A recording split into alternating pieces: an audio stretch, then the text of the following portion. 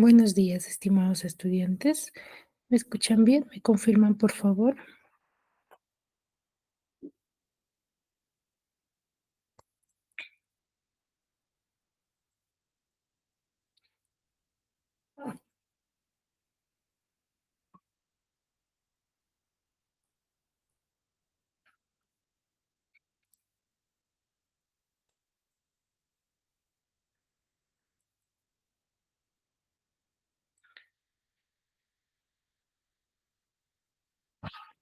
Sí logran visualizar mi pantalla, ¿verdad?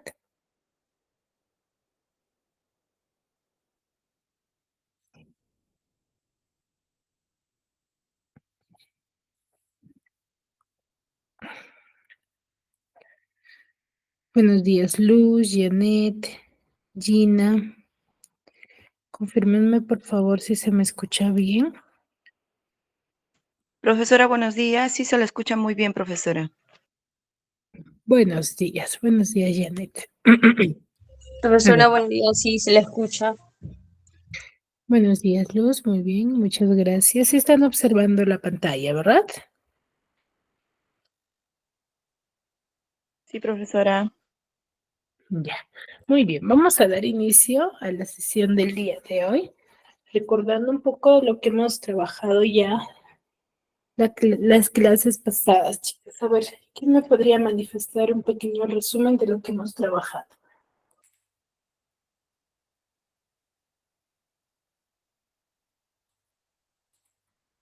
Profesora, buenos días.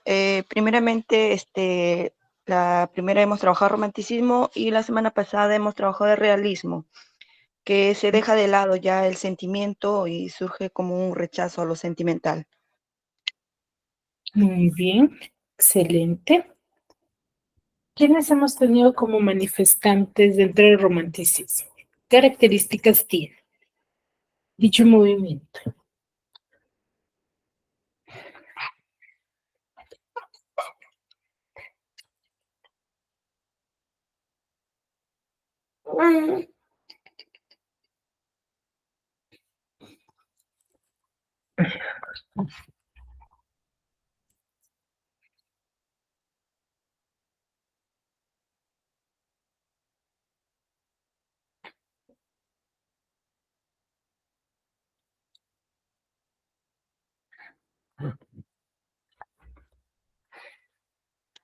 Las características, el objetivismo, la observación reemplaza la imaginación, preocupación por los temas sociales y políticos, se opone al romanticismo rechazando lo sentimental y denuncia los males que aquejan a su sociedad. Ujú. Dicha característica, ¿a qué corriente pertenece?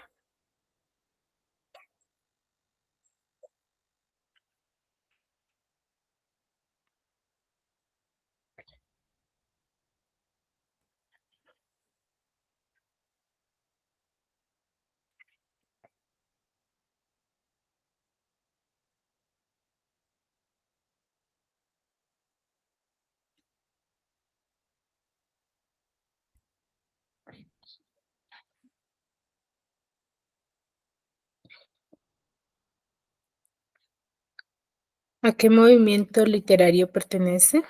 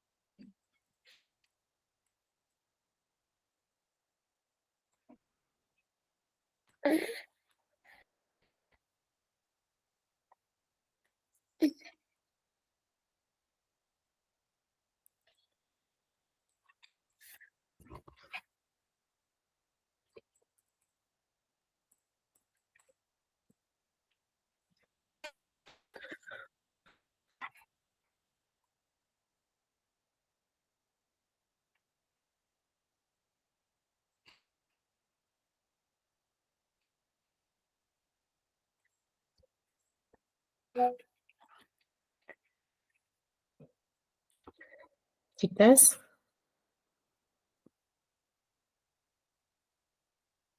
muy bien, la libertad de expresión. Ujú. La libertad de expresión, ¿en qué movimiento literario se manifiesta? ¿En el romanticismo, en el realismo o en ambos?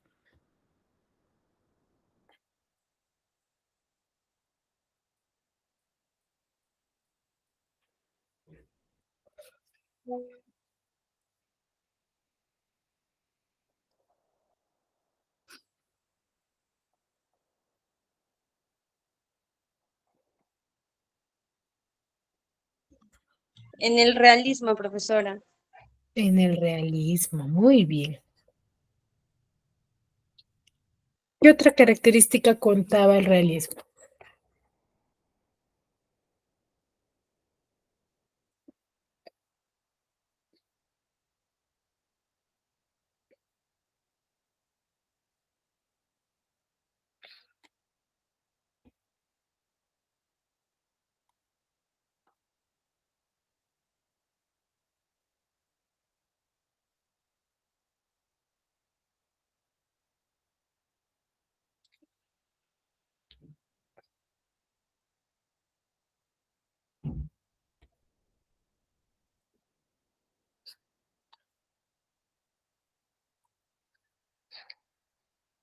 Profesora, ¿surge ideologías revolucionarias, tanto el socialismo y el anarquismo?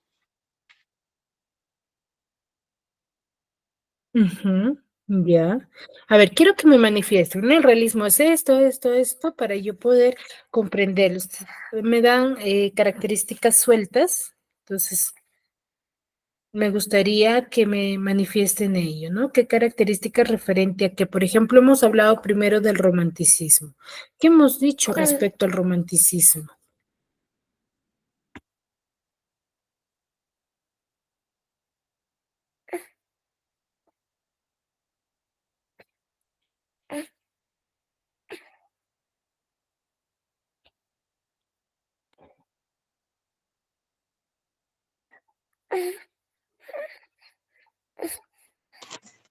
Bueno, a ver, profesora, por lo que he entendido, el romanticismo, su característica es que tiene lugar, espacio y tiempo, por Ya, quienes representan por el pensamiento subjetivista.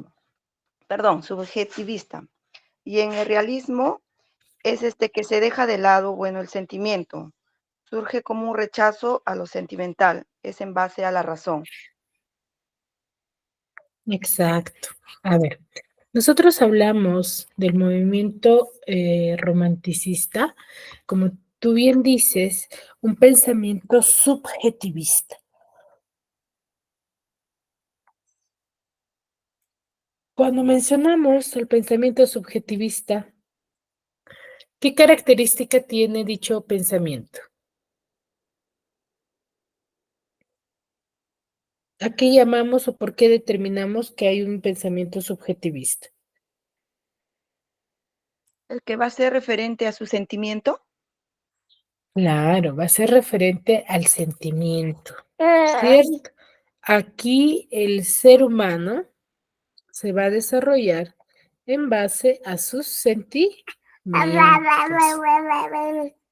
En base a sus sentimientos, más que la razón. Para cualquier acto, ¿no? Para cualquier situación, se va a desarrollar en base a sus sentimientos, ¿no?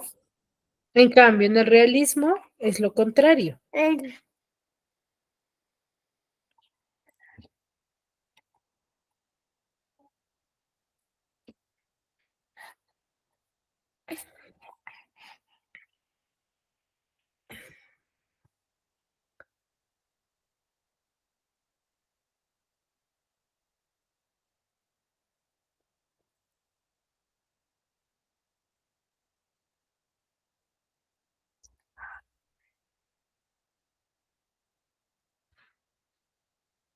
En el realismo, ¿qué se presenta? ¿Qué tipo de pensamiento se desarrolla?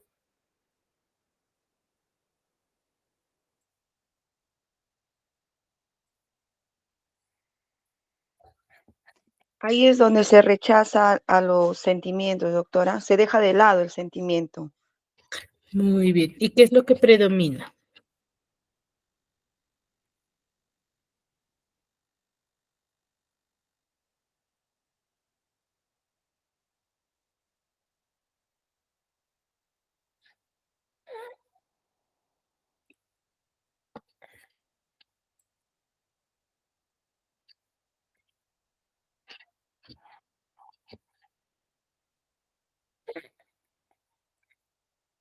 ¿Qué es lo que predomina en el realismo?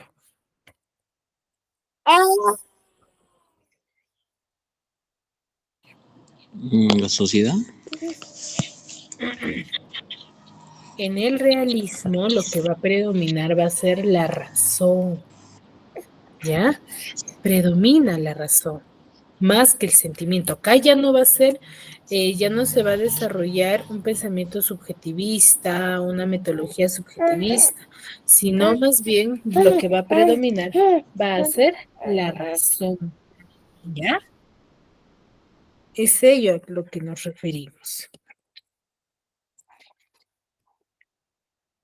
Sí, entonces son dos movimientos que van de la mano. ¿Por qué? Porque ambos buscan la libertad de expresión, ¿no? Recuerden que los románticos van a buscar la libertad de expresión en cuanto a sus ideales, ¿no? Ellos tenían diversas formas de pensamiento sobre la sociedad, sobre el gobierno en el cual se encontraban, los cuales van a manifestarse, por ejemplo, en el romanticismo de forma subjetiva. Es por ello que el gobierno de esa época no lo predominaba, o mejor dicho, no lo tomaba en serio porque consideraban que los románticos eran muy fantasiosos, ¿no? Entonces, ¿qué era?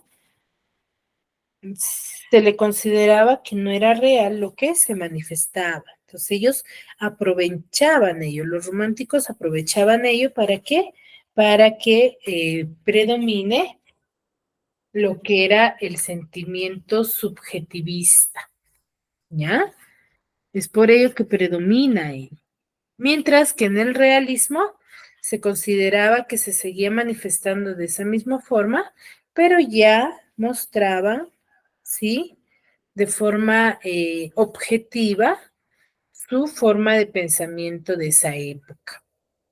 ¿Ya? ¿Queda claro?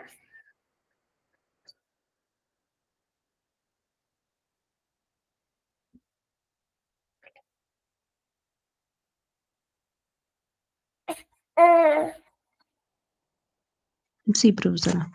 Muy bien. Entonces son dos movimientos que van a marcar la época y van a ser muy significativas, ya que ambos buscan dar a conocer con exactitud la forma de pensamiento del ser humano, ¿no? Era para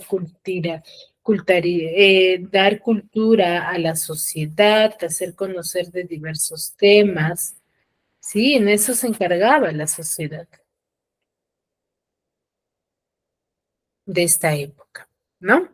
Muy bien. Dicho ello, vamos a pasar a un siguiente movimiento, que es el movimiento del vanguardismo. El vanguardismo es un movimiento literario muy significativo y bastante conocido de la época. ¿Por qué? Porque se va a desarrollar de una forma artística, ¿no? Y la forma artística, como se va a manifestar, va a ser muy significativa dentro de esta época, ¿ya? Entonces, es por ello que va a ser bastante llamativa, ¿ya? Va a ser bastante llamativa. Vamos a tener, recuerden, que cada movimiento literario se llega a manifestar de diversas formas en diferentes países. Claro está que va a tener mayor apogeo, mayor realce, mayor importancia, ¿sí? Dentro de un país, ¿no? de un país determinado, claro, pero mis, entonces los demás países, claro está que van a ir surgiendo en los demás países, pero siempre va a tener un país mayor realce o se va a difundir con mayor importancia, ¿ya?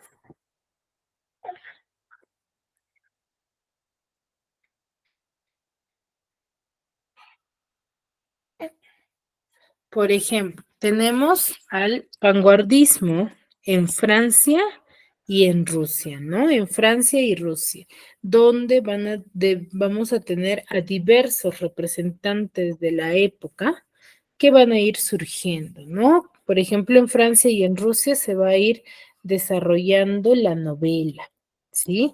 Que es un género literario muy significativo que se va a desarrollar durante este tiempo, ¿ya?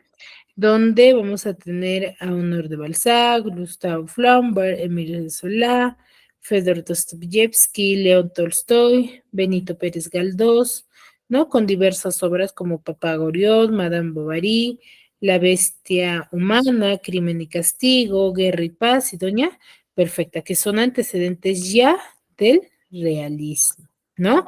Para nosotros hablar del vanguardismo, nos tenemos que centrar en la literatura del modernismo, ¿no? En la generación del 98, ¿no? Que va a ser un periodo el cual va a abarcar, ¿sí? Dentro del modernismo y la generación del 98, ¿no? Y se le va a conocer históricamente como el fin del siglo, ¿no? De esa forma se le va a denominar y va a tener lugar los últimos años del siglo XIX, ¿no? Y principios del siglo XX, ¿sí? Acá tenemos algunas imágenes referentes a dicho movimiento, ¿no? Ahora, qué aspectos históricos va a suceder durante la época? Va a ser muchos aspectos históricos, diversos aspectos históricos, sí, referente, por ejemplo, al aspecto sociopolítico del contexto histórico, van a haber avances de la ciencia, ¿no? Que van a propiciar el desarrollo de la técnica y el logro de importantes descubrimientos, tales como el petróleo, la electricidad, los progresos de la técnica, que van a estar dirigidos principalmente a qué? A mejorar las máquinas que ya habían estado apareciendo durante esta época. ¿Sí?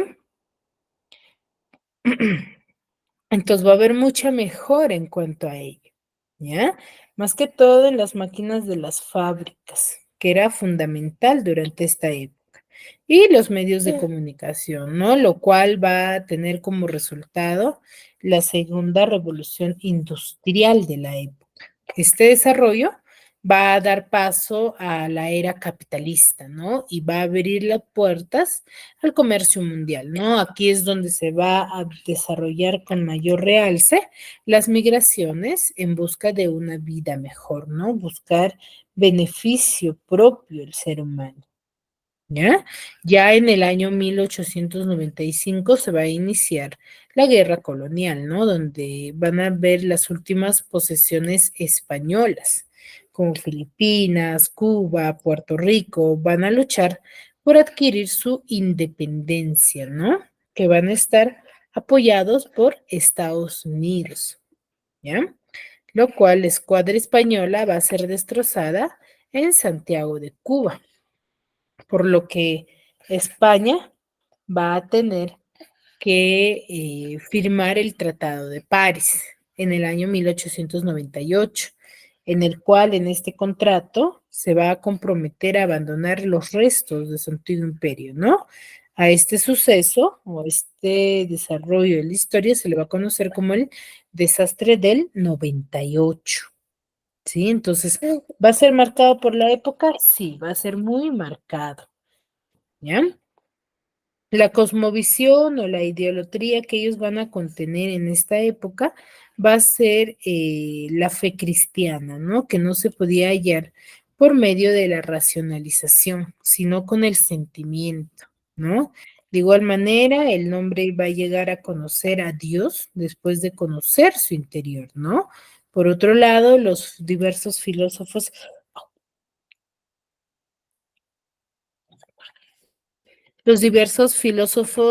alemanes, como Nietzsche, se van a oponer al racionalismo. Sí, se van a oponer al racionalismo. ¿Por qué? Porque van a convertirse en superhombre, no por su propia voluntad. Ya aquí el modernismo va a hacer que el hombre busque un mundo nuevo, ¿no? Un mundo moderno, audaz y emprendedor, conocedor de diversos temas. Ese va a ser el objetivo y la finalidad de ellos.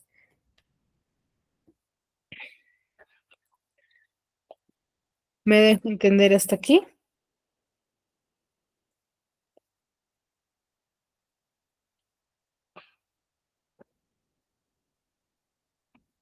Sí, profesora.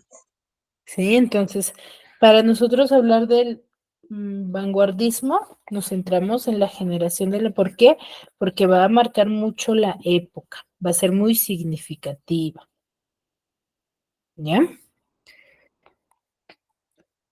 Muy bien, ahora, ¿qué características contenía la literatura de esta época? Va a tener diversas características, ¿no? Como el modernismo, que va a gozar de los principios del Parnaso y del simbolismo. Y se va a caracterizar ¿por qué? Porque va a tener repudio de lo convencional y de lo dogmático.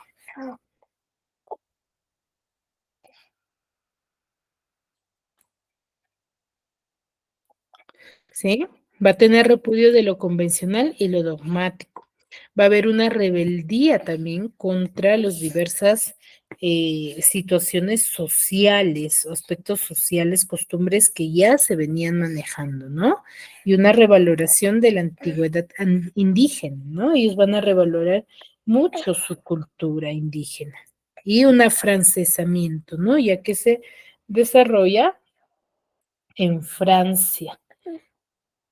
Sí, van a tener diversos aspectos franceses, por eso es que dentro de sus características va a ser uno de ellos el afrancesamiento.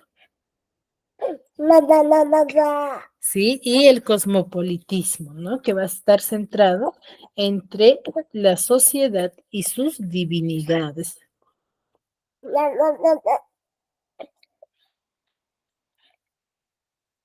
Ahora, el erotismo va a ser una muestra máxima de rebeldía, ¿ya?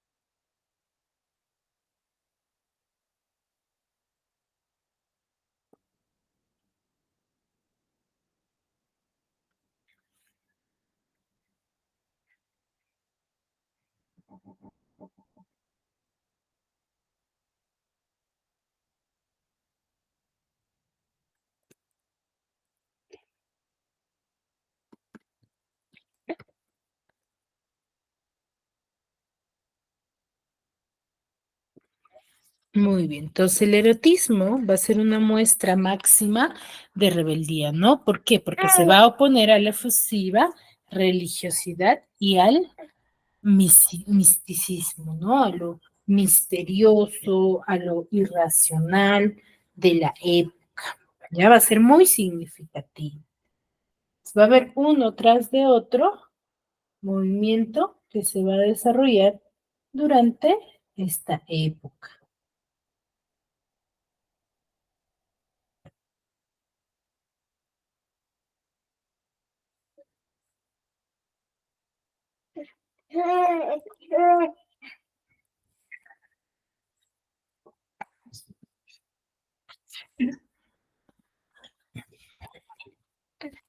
Ahora, el modernismo, en la mayoría de los casos, se va a inspirar en otras dos escuelas literarias, ¿no? Como el Parnaso y el simbolismo, donde el parnasianismo se va a instaurar en el culto a la perfección formal, ¿no?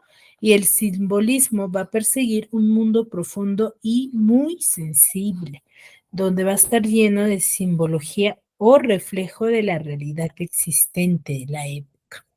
Ya tenemos al Parnaso y el simbolismo. Cada uno cuenta con diversas características, ¿no? Por parte del Parnaso se van a tomar diversas características como por ejemplo la búsqueda de lo lejano, ¿no? Lo exótico, la antigüedad griega y oriental y la idealización del pasado, ¿no?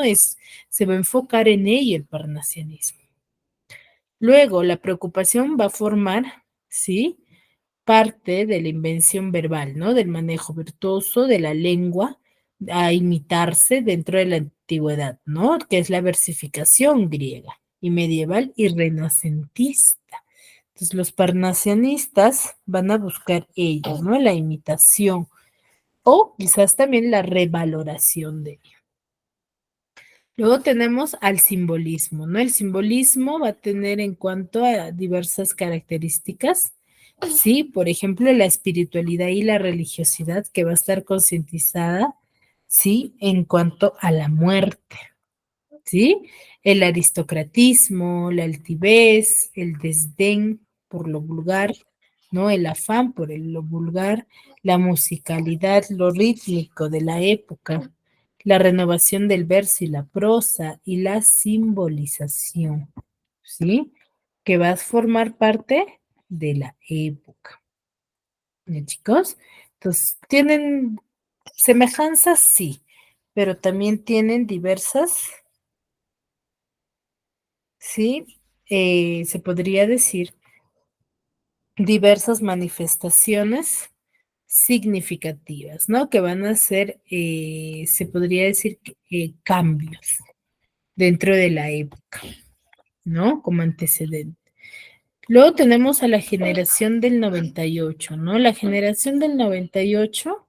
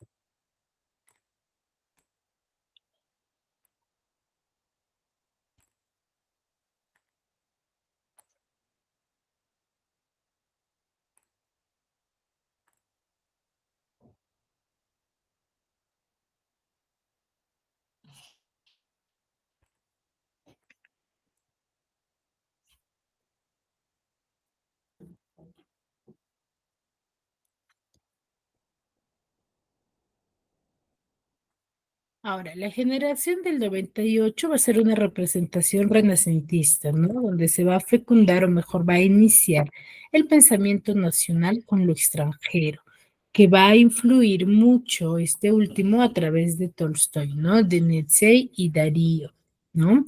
Que va a hacer que va a resultar en su estilo su generación, ¿no? Muy realista, muy refinado. Aquí ellos van a tener un espíritu de protesta y rebeldía, ¿no? Que van a ser el de combatir aquellos valores tradicionales y se va a manifestar en el abandono de la ampulosidad, ¿no? Con el uso de diversas palabras fuertes, ¿no? Áridas y brutales, como el amor a todo lo auténticamente español, como las tradiciones, el espíritu, el paisaje, los pueblos viejos, el lenguaje, las diversas actitudes de la época, ¿no? Y la rehabilitación de los artistas primitivos, ¿no? Dándoles nuevos valores. Los románticos en sí van a tener un sentido de amor a España y va a resucitar a Larra, ¿no? Por su forma trágica y doloroso de verlo. Aquí va a haber un esfuerzo, ¿sí? Por acercarse a esa realidad, ¿no? Que va a hacer pretender conocer su tierra, ¿no? Que era palmo a palmo, ¿no? Escribir prosa o poesía pura. Es un estilo muy electrizante y desarticulado, donde va a ser logrado a través de cláusulas pequeñas y sueltas que va a estar resucitando palabras viejas, ¿no? Que van a estar empleadas en una lengua flexible y fragmentada.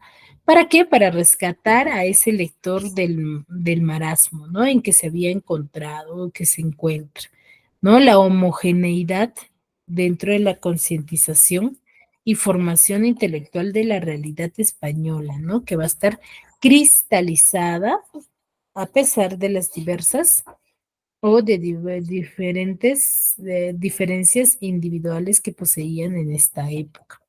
No vamos a tener diversos representantes en Francia con el simbolismo, con Paul Verlaine, Arthur Rimbaud, Steph Mayer, en el Parnaso con Teofil Gautier, Le Conte de Lisle, José María de Heredia.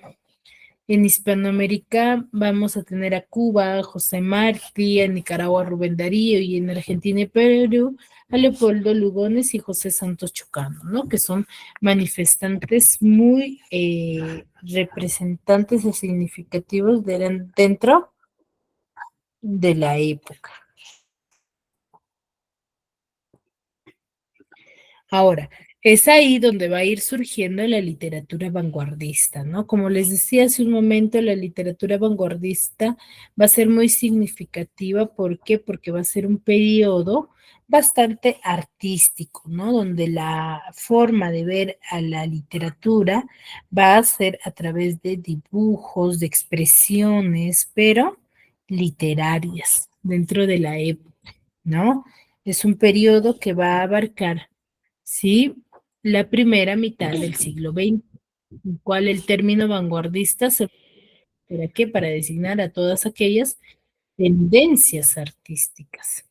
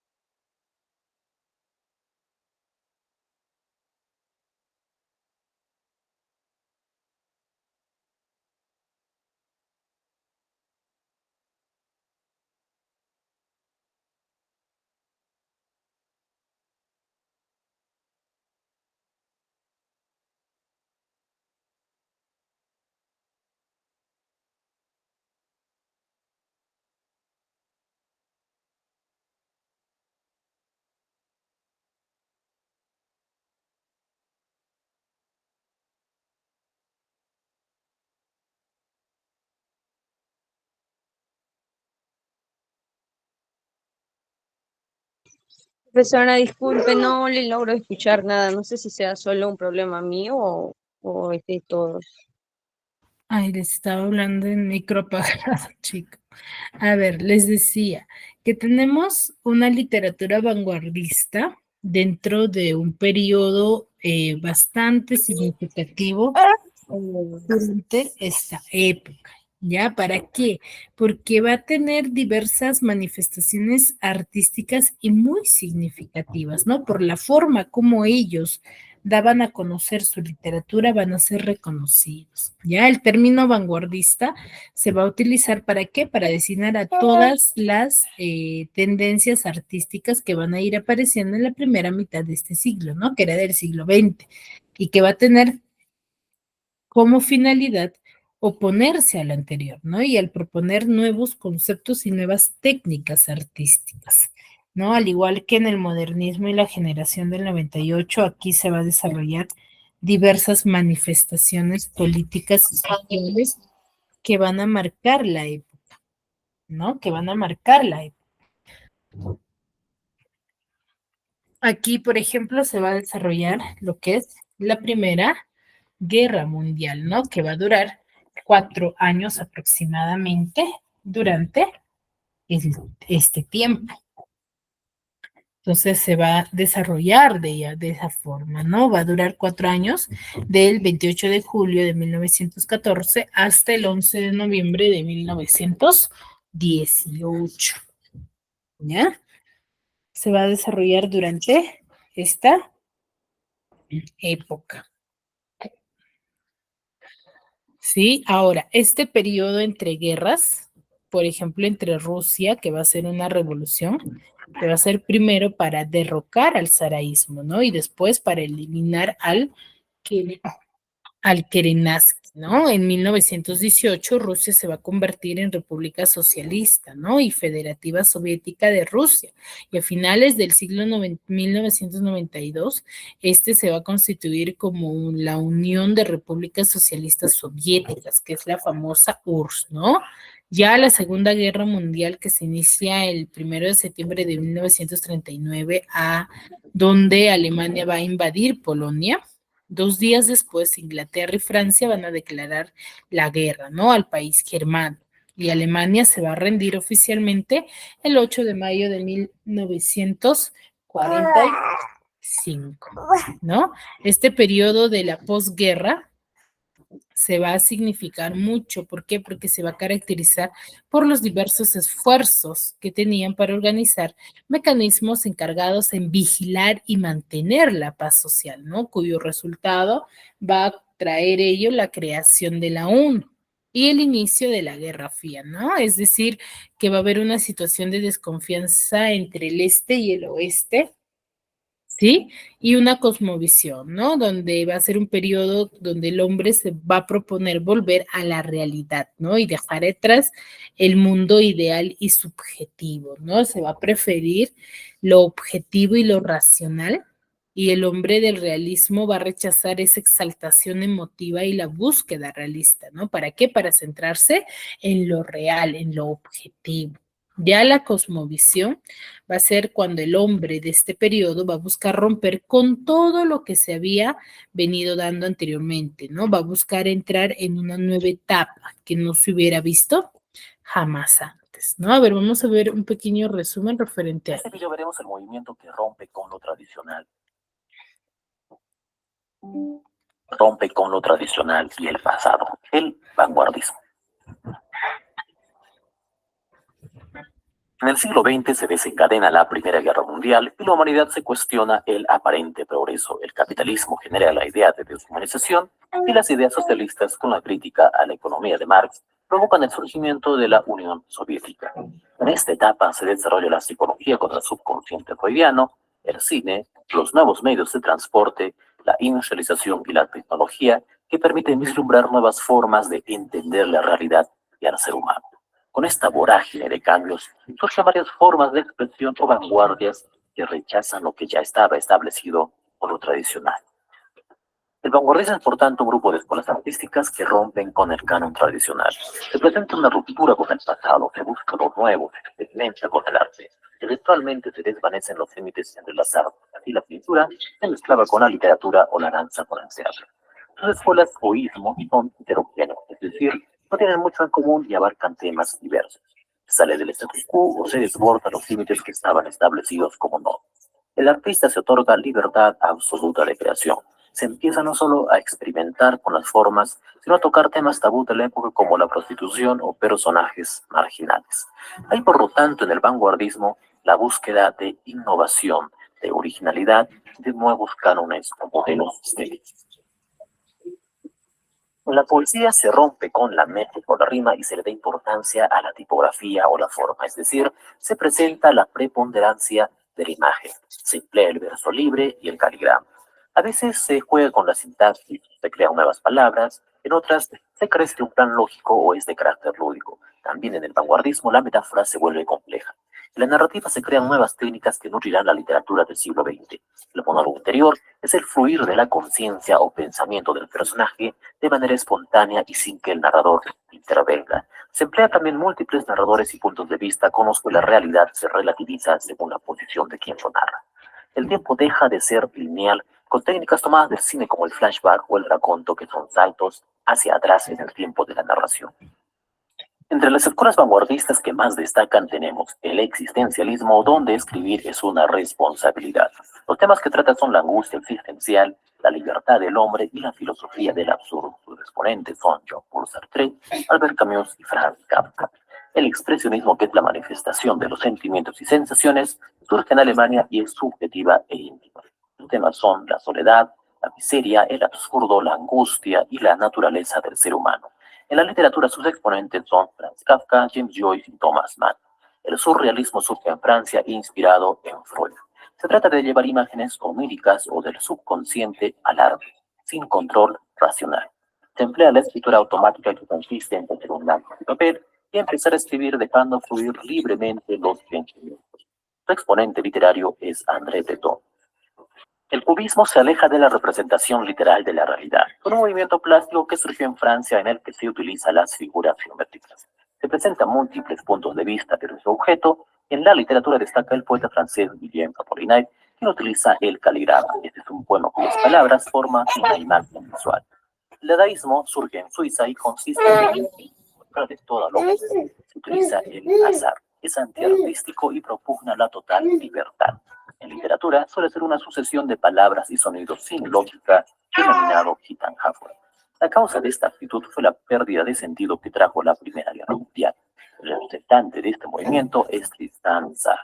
El futurismo fue fundado en Italia por Marinetti. Se rechaza el pasado, principalmente a los museos, y se exalta a la máquina como el máximo exponente de la belleza, aludiendo a la tecnología y la velocidad. El ultraísmo aparece como reacción al modernismo. Tuvo auge en España y América, y en literatura va en contra de las reglas y desarrolla el verso libre. El impresionismo busca el paisaje y la naturaleza y utiliza el color como poder expresivo. Destaca principalmente en la pintura.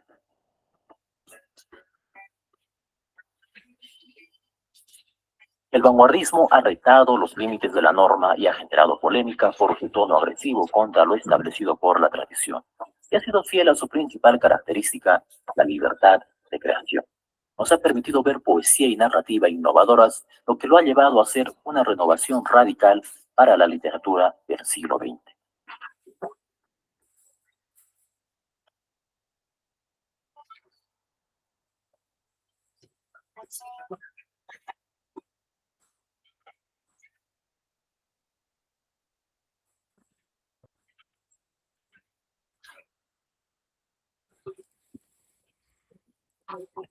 Muy bien, entonces, como nos menciona en el video, el vanguardismo es un movimiento bastante significativo, bastante artístico, que va a ser muy representado, ¿no? Muy, se podría decir, va a causar mucho revuelo.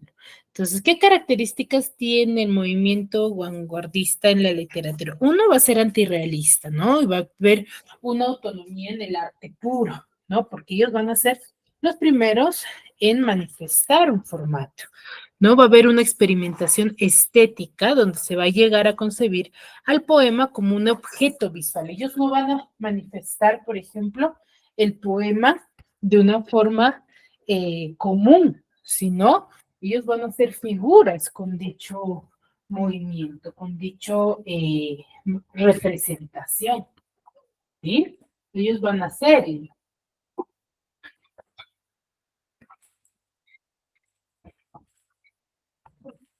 Ahora, dentro de ello también va a ser de gran importancia la distribución, ¿no? Entre el espacio de palabras, la temática, las frases, donde la propuesta de abolición de signos de puntuación, ¿no? Búsqueda de nuevas formas poéticas, como el verso libre, que va a ser ideal para transmitir diversas asociaciones, ¿no? Vamos a tener diversos representantes en Francia con el neohumanismo, la poesía y novela con Marcel Proust y Jean Giraudoux, el surrealismo con André Breton, en Alemania con los nuevos líricos Stefan George, Rainer Maria, Hugo Bonn, y en la novela Hernán con Franz Kafka y Emil Lusswin, ¿no? Del cual vamos a hablar de Franz Kafka, ¿no? Que es nacido en Praga, Checoslovaquia, en el año 1883 y muere en el año 1924, ¿no? Él tiene un padre comerciante y severo, que va a ser bastante exigente, que va a despreciar a su hijo porque era débil, ¿no? Y enfermizo. Entonces, esta situación va a ser la causa y explicación quizás referente a lo que era en un momento Franz Kafka, ¿no? Era un ser retraído, tímido y tenía un complejo de inferioridad, ¿sí? Que siempre va a padecer Kafka, ¿no? Durante la época. Va a tener dicha forma de pensamiento debido a sus antecedentes, ¿no? Kafka va a exteriorizar mucho el carácter inseguro desde pequeño. Él va a buscar desesperadamente la soledad, ¿no? Pues, ¿por qué? Porque era bastante enfermizo y se consideraba ser despreciado por todos, ¿no? Entonces, por ello, él buscaba la soledad, buscaba estar solo prácticamente, ¿no? Para no quizás tener como referente a vivir de una manera despreciable, ¿no? A ello se refiere.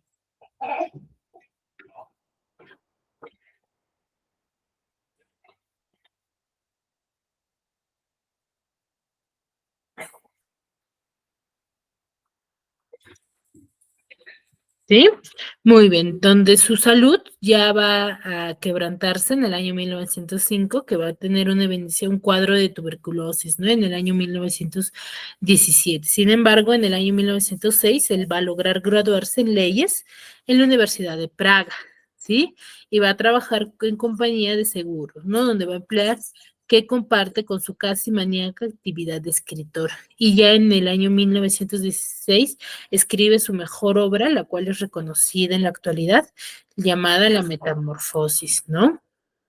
Él nos cuenta, por ejemplo, en La Metamorfosis, es una historia en la cual nos evidencia esta explotación humana que tenía, ¿no? Franz Kafka, ¿no? Prácticamente se considera como una obra autobiográfica. ¿Por qué? Porque nos muestra cómo es que él trabajaba y se enfocaba mucho por el bienestar de su familia, que al final, con demasiado estrés que él poseía referente a a las necesidades que tenía su casa, entonces él, en base a ese estrés que poseía, va a tener una enfermedad, pero esta enfermedad va a hacer que él se convierta en un gusano, ¿no? En un animal, el cual es ahí donde muestra cómo es que a raíz de su enfermedad, mucho o su propia familia lo empieza a rechazar, ¿no? Lo rechaza y lo dejan de lado, ¿no? Sin quizás ponerse a pensar que fue él quien les había apoyado en un primer momento, ¿no? Entonces lo dejan de lado y es más, lo desprecian, ¿no? Por la forma en el cual se había convertido él, ¿no? Por cómo él se había convertido en este animal, ¿no? Tan despreciable debido al estrés que había tenido, ¿no? Es más, le alcanzaban la comida de una forma despreciativa, ¿no? Donde deseaban que él muriese, ¿sí? A ver, vamos a ver.